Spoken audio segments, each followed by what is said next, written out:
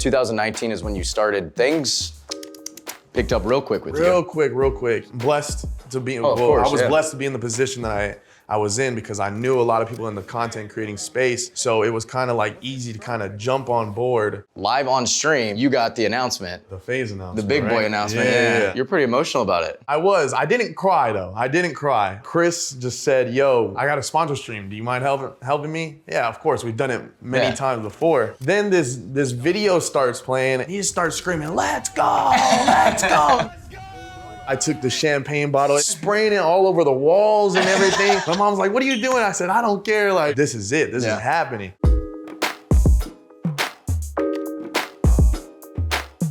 Today's episode with FaZe Santana is brought to you by Totino's Pizza Rolls. You need a quick snack?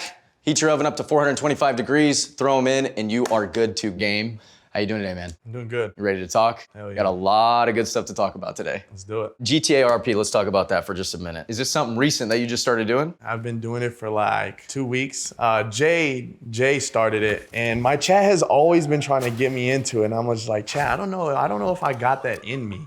I don't know. I feel like chat is pretty good with stuff like that. Yeah, like, they have a good judgment. They have a great judgment. I mean, there's reasons why they watch you. So if they're all like, dude, you should do, GTA RP, like maybe you should do it. So you took the dive, you did it. I took the dive, I did it. I mean, I've been averaging more viewers than I ever have, like on Warzone. Really? Playing GTA RP. Like the first day I was on it, I fell in love with it. And I've liked it so much. There's been times where I'm like on trips or like in Seattle and I'm like, I really need to get home. I want to play some GTA RP. Like, is there any like sooner flights? I really think that like there's 3 types of content creators. You've got someone that, people watch because they're just a demon. Yeah. And then you've got, on the other side, you've got somebody that people watch because they're funny. Mm-hmm. But if you can get that together, you're like, that's the best. Yeah. For example, Diaz Biffle is one of the best Warzone players in the world. He can stream without a face cam, and that's the game he plays, and 7,000 people will tune in. With me, I know I'm not that good at the game where I can just stream without a face cam or just keep playing the same game. So I'm glad I kind of, dabble into a little bit of everything. With me, I'm thankful to have a community that doesn't really mind what I play because they just like my personality that's so huge. much. So kind of switching gears here, your vlogs and stuff, people love it, they eat it up. You're at like what, 130K on YouTube? 32,000 subscribers on YouTube. Big boy numbers, yeah. Killing it. Instead of just having like a normal intro for like your vlogs and stuff, you kind of like want to run a skit, be a little bit different. So is that something you recently started doing, or has it been? Yeah, I started that recently, like three videos ago, but that first started on the Nuke Squad channel. I said, guys, like, it's kind of boring when we're all just standing next to each other and, one person's talking about what we're doing in the video. Let's kind of do a skit. There was one time where I walked downstairs. This is when Tico was moving in. I started counting. I said, 1, 2, who the is in the house over there? Then, people started loving that. I said, might as well just bring it to my channel and, start doing skits. There was one time where I was supposed to do a sneaker video. You probably have a bunch of monitors at your setup. Oh yeah. So I had 3 monitors, and my camera guy walks in, and I'm watching bikini streamers on all 3 monitors. Hell yeah. And I thought it was the funniest thing. My community loved it, and yeah, that's one. When are we gonna see you in a bikini stream? Shoot, I mean, I have a hot tub over there, but probably not anytime soon. Yeah. Not anytime soon. So throughout your journey, what would you say is like a struggle that you might be currently struggling with, or like in the past? What would you say some of those have been for you personally? I think the one that comes to mind was not seeing my family as much as I wanted to while I was doing the Twitch grind. When I was at home, Twitch was like my main breadwinner. Like, that's where my money came from. And you don't know, like, if you take a day off, you don't know how much money I could have made that day or something like that. So it's always in the back of your head, like, you gotta keep streaming, you gotta keep streaming. And even though I lived with my mom and sister at the time, I barely saw them because I was streaming 10, 12 hours a day, every day. That was something I had to deal with, but it's one of the sacrifices you gotta make, Another one is playing a game that you don't like at the moment. I remember I took a week off of Warzone because the DMR meta was probably the worst thing that ever came to Warzone. It was a gun, semi-automatic, and it would put people down in like 2 shots. And everybody was running it, and it was just disgusting. It would make me not want to play. Like, I stopped playing it for a week, and I just played other And like games. if you're not running the DMR, Yeah. you're screwed. But I mean, that's a big one too. Having to stream something you're not enjoying. I'm feeling kind of hungry. Me too. So let's grab those Totinos pizza rolls, bring them on over here. I'm gonna let you open up that beautiful bag, lay them out. So the thing is, with these, I'm very Meticulous about it. OCD with how I place my pizza rolls and put them in the oven. So you gotta do that. What do we got for the future? What does the future hold for Mr. Santana here? There's a lot of things coming. I can't talk about a lot of them, but I can say we're having another Nuke's merch drop. Okay, So keep an eye out for that. that's exciting. The ones in the past Yeah. were nuts. Are we just gonna pop them in? Just throw them on in there. Be careful. Please do not burn your hands. Oh my God. I'm good. That always makes me so nervous. So Swag got his hands insured. What was it, yeah. like 7 million? I don't even know the number. No, you don't? If it's Okay. 7 million, that's kind of ridiculous. I don't think anybody's hands are worth 7 million. If you were to get a body part insured, what would it be? I think it would be my eyes. Really? Yeah. All right. think Not it'd what be- I was expecting, but you know, What about you? probably not brand safe, so we're gonna go.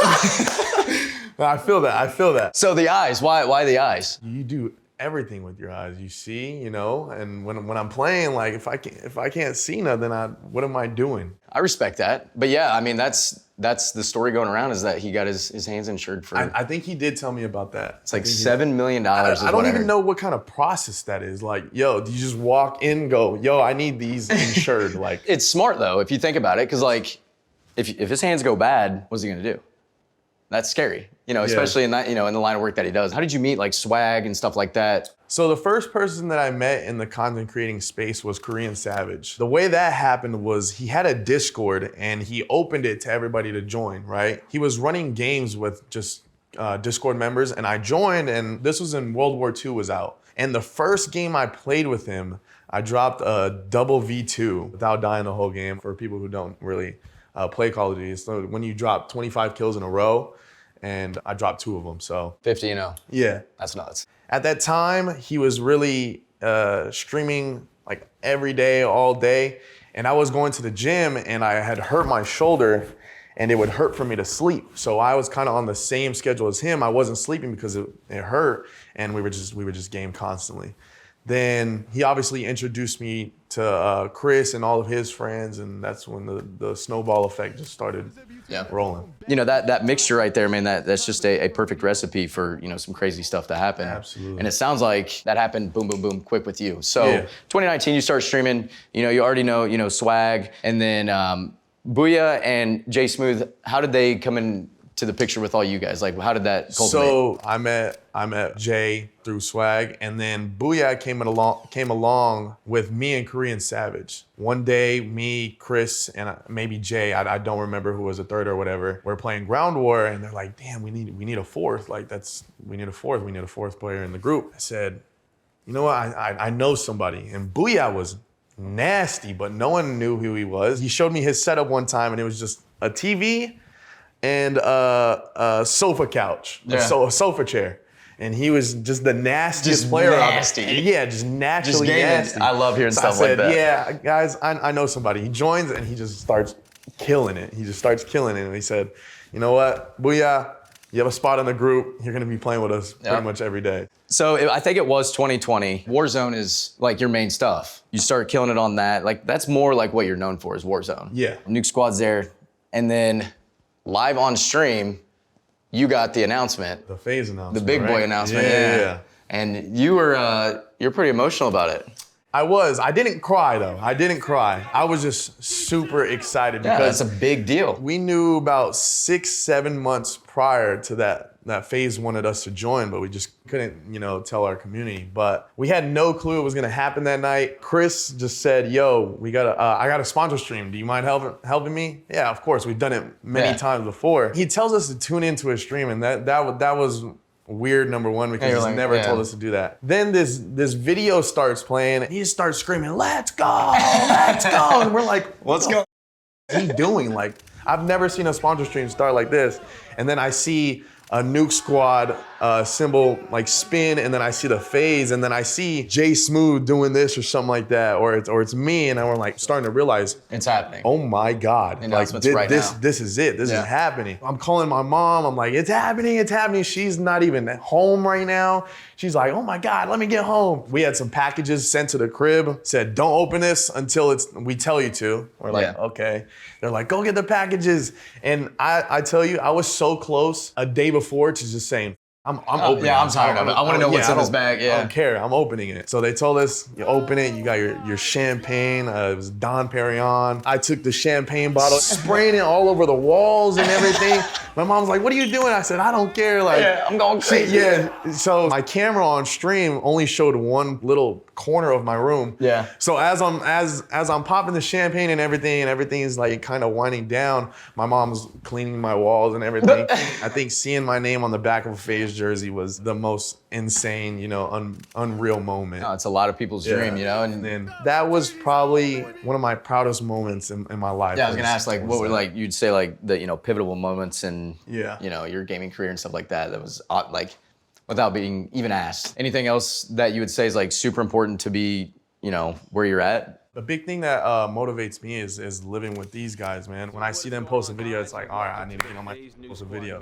When I see them stream for 10 hours, I'm like, all right, I need to get on my and stream, Would you say like the biggest pro to that is just surrounding yourself with people that also drive you to continue to do great things? Yeah, I would definitely say that. Also being able to make content with people you like and which is kind of hard to find, man. Like hard to find people that are like as driven as you are, willing to film certain pieces of content. Like that is not an easy thing to do. It's not, and it's not ideal because you don't want to have to rely on people, but it's good when you can have other bodies and other personalities in a video.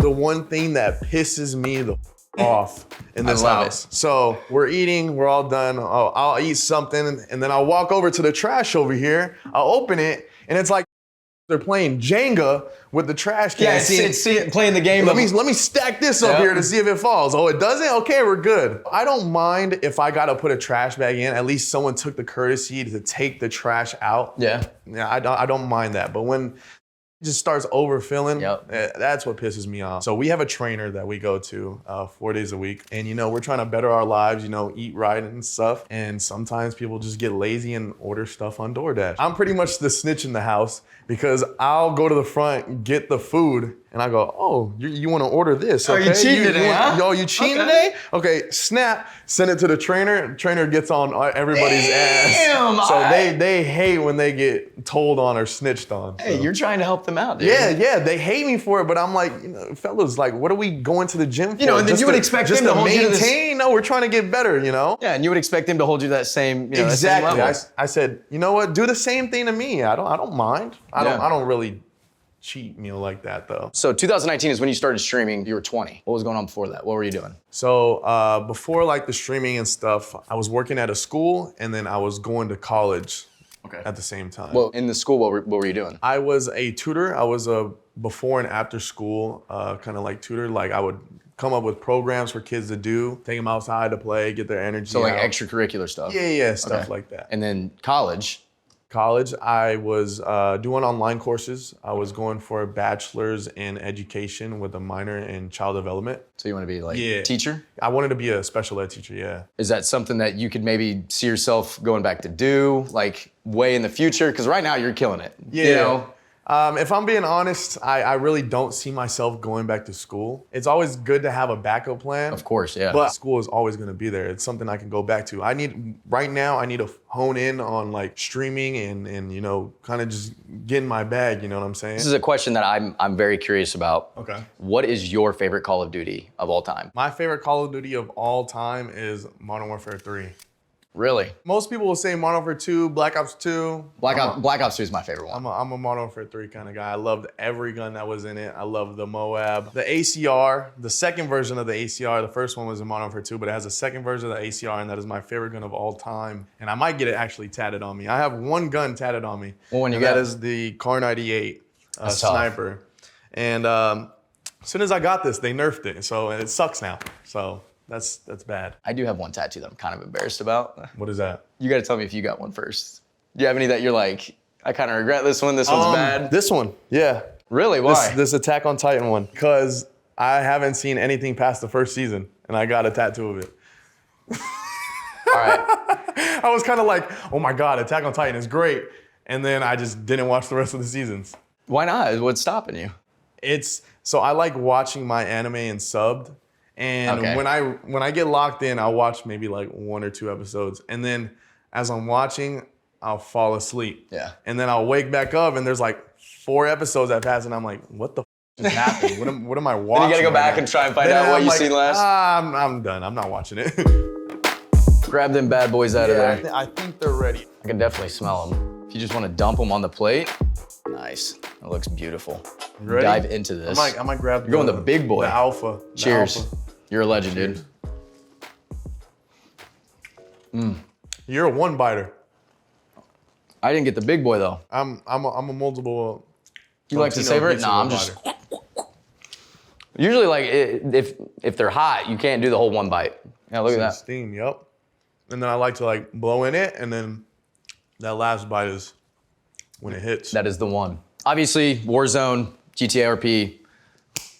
Let's go way Back back. to the past. So you said one of your biggest struggles was, not being able to see your mom and your sister. When you first started like really pushing for this, and you're like, at the time you were still going to school, but you were, thinking about dropping out and like Yeah, taking a break. putting it on Yeah, pause. Yeah. How did they feel about all this? Like, were they supportive? Were they concerned? Like, what was going on with all that with them? My family has always been supportive in everything I do, but when you tell your mom or your dad or your family that you're gonna take a break to pursue gaming, Yeah. it's kind of something hard to wrap their head around because of how they grew up, They grew up with go to school, graduate, go to college, get a job. Yeah. They don't realize how much money can be made in gaming, They don't realize the industry is one of the biggest there Huge. is right now. Massive, yeah. And only growing. So when I told my parents, my mom was like, all right, we'll let you do the streaming stuff, but you better not drop out of school. Like you can't drop out of school. I said, well, Mom, what would you do if like I dropped out of school and still like started streaming?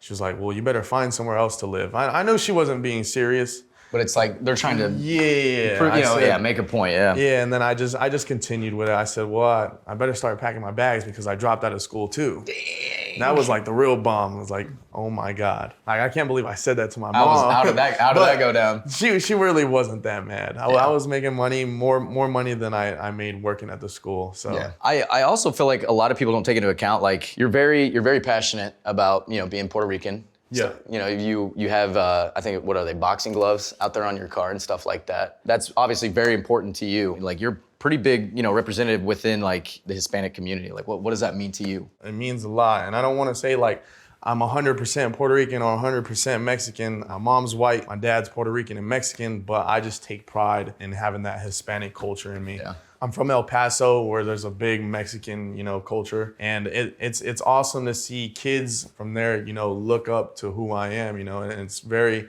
important for me to, put out that good image because people watch your stream every day. They're gonna start acting like you. They're gonna start talking like you. So you might as well make the best example best as version of yourself. you can. Yeah, but it's amazing, man. I love that. Your work ethic is crazy. Would you say you owe that to your family? Like, did they teach you good work ethic like growing Yeah. up? Because Yeah. like me personally, like my dad is the hardest worker I've ever met. I would like to give a lot to my family. They told me since I was young, if you want something, you got to go and work for it. I've had multiple jobs, so I know what it's like to go to a 9-to-5 to a job you don't like, you don't want to be there, but you got to work because you need the money to survive. Yeah. So I know what it's like, and I owe my parents a lot for getting me through that and showing me like the good in it. You know, even though you don't like it, it's gonna mold you. It's gonna pay off eventually. A lot of people want to be where you're at.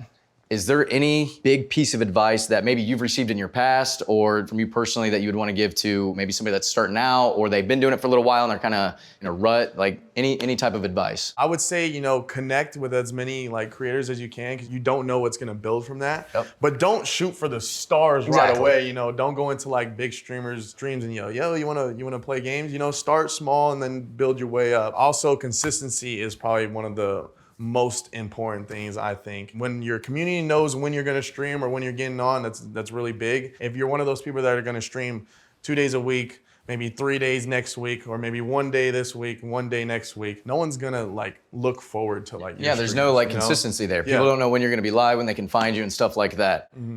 What would you say for you is a very big piece of advice that you've received, or something that really helped you out, something that you'll never forget? The one thing that I think about every day is that there's always somebody that's gonna be either working as hard as you or working twice as hard as you. So you gotta want it. Yeah, you just can't stop. Can't stop.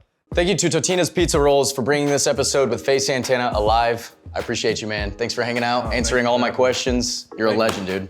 Thank you.